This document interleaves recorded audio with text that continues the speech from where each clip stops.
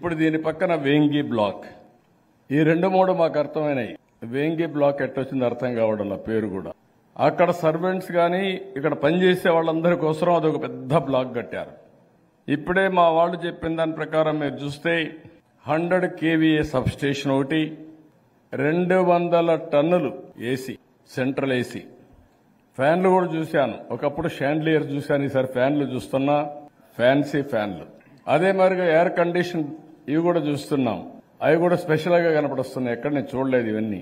నాకే ఆశ్చర్యం వేస్తా ఉంది. చాలా దేశాలు తిరిగాను కానీ ఈ దొంగలకి ఇంత ఇన్నోవేషన్ ఎట్లొచ్చిందో నాకైతే అర్థం కావడంలో. ఇన్నోవేషన్. మంచి నీళ్లు మరిగా డబ్బులు ఖర్చు పెట్టారు. వీళ్ళ సొంత డబ్బులు కాదు ఇది. అన్ని రూల్స్ ని వైలేట్ చేశారు. 1-2 కాదు.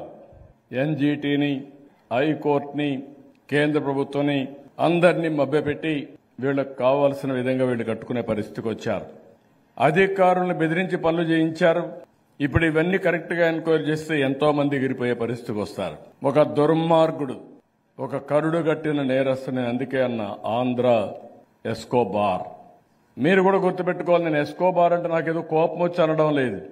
ఇలాంటి వ్యక్తిత్వం ఉండే వ్యక్తులు రాజకీయాలకు పనికొస్తారా లేదా అని చర్చ జరగాల్సిన అవసరం ఉంది. ఏ వ్యక్తికైనా కాస్తో కోస్తో భయం ఉంటుంది. ఈరోజు మాట్లాడే మాటలు పేదలకు పెత్తందారులకి యుద్ధం అంటాడు. పేదల పేరు చెప్పి ఇలాంటి విలాసవంతమైనటువంటి ప్యాలెస్లు కట్టుకుంటాడు.